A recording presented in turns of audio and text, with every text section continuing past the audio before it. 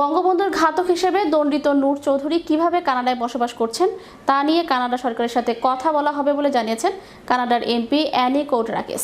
ফোবানার দ্বিতীয় দিনের সমাবেশে বিশেষ অতিথি হিসেবে বক্তব্যে তিনি কথা বলেন। বিস্তারিত থাকছে ডেস্ক রিপোর্টে।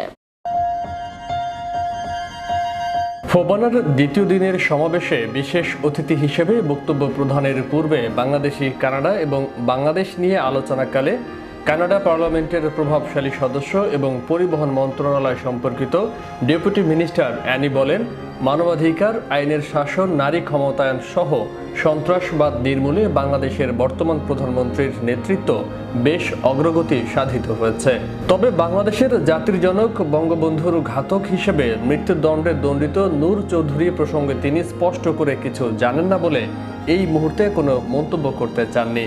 তবে বিস্তারিত জেনে প্রসঙ্গটি নিয়ে পরবর্তীতে কথা বলার আশা পোষণ করেছেন অ্যানি কোটরাকিস। একই সাথে কথা উল্লেখ করেন যে মানবাধিকার লঙ্ঘনকারী কানাডায় যুগের পর যুগ ধরে বাস করছে, বিষয়টি নিয়ে তিনি সরাসরি মন্তব্য করার অধিকার রাখেন না। এ নিয়ে সরকারের সাথে যোগাযোগ করবেন তিনি।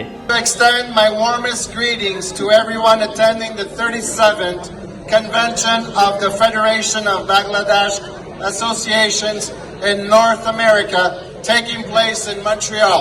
This event offers individuals of Bangladesh origin living in North America a wonderful opportunity to network, share ideas, experiences, and expertise, and strengthen their ties as a community. I'm certain that the many activities planned for this year's convention উল্লেখ্য, ফোবানার সাবেক chairperson ও new York মহানগর আওয়ামী লীগের সভাপতি জাকারিয়া চৌধুরী সে সময় Annie কোটরাকিসকে Sheikh হাসিনার নেতৃত্বে বাংলাদেশের এগিয়ে চলার ঘটনাবলী ছাড়াও নারী ক্ষমতায়ন, সন্ত্রাস দমনের পাশাপাশি বাংলাদেশের মানুষের জীবনমান উন্নতি সাধনের তথ্য অবহিত করেন। So I'm very happy to hear that Bangladesh, the modern Bangladesh country, is moving in that direction because that's the only way. Yes, that was the dream of our father of the nation. It's a secular democratic country. His main ideology, and the same ideology following his daughter, and the way we are going. Thank you so much for your time. Well, thank you for having me here. I think you are aware of that. The killer of the father of the nation of Bangladesh living in this area since long. Where? He is Which convicted. In Canada? Canada, yes. Putting people and sanctions, and I think everybody knows where Canada stands on those types of issues. I'm not in a position right now to speak to you on that subject, and I hope you can understand that. I mean, it's a sensitive issue, and I'm here today as a member of Parliament for Vimy. Canada পার্লামেন্টের অপর MP Angela ইয়াকনো প্রধানমন্ত্রী Justin PJ ট্রুডোর শুভেচ্ছা বাণী উপস্থাপনের পর বলেন, Your Excellency, leaders of the Bangladesh community, it is truly an honor for me to be here with your vibrant and dynamic Bangladeshi Canadian community. As the Member of Parliament for the riding of Vimy, and thank you very much for being here, I welcome you. This is my very beautiful riding of Vimy, including visiting and trading with Bangladesh, facilitating visiting your friends and relatives. Canada is known for its diversity, which is one of our greatest strengths. It is a strength that is reflected right here in this room tonight.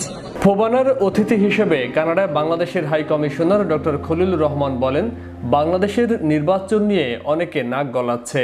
বাংলাদেশের অভ্যন্তরীণ বিষয়ে হস্তক্ষেপের শামিল এমন আচরণে Canada কখনোই লিপ্ত ছিল না।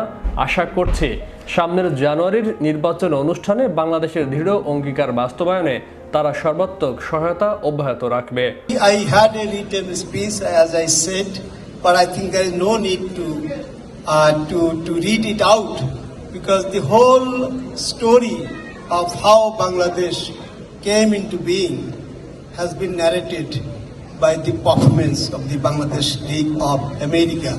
I really thank you from the bottom of my heart for this wonderful performance.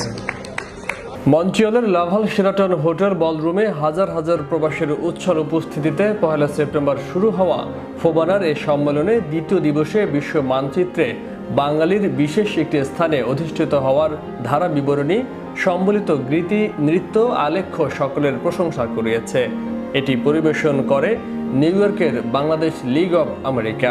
আপনাদের সবাইকে সাদর সম্ভাষণ জানাচ্ছি। সবাই ভালো থাকবেন, পরে কথা হবে। ধন্যবাদ। সাংস্কৃতিক পর্বের মধ্যমণি ছিলেন মমতাজ এমপি, বালাম, ডক্টর রফিক খান এবং মিসেস খান সহ আরো অনেকে। ফয়সাল মাহমুদ, বিশ্ব বাংলা 24 নিউজ ডেস্ক।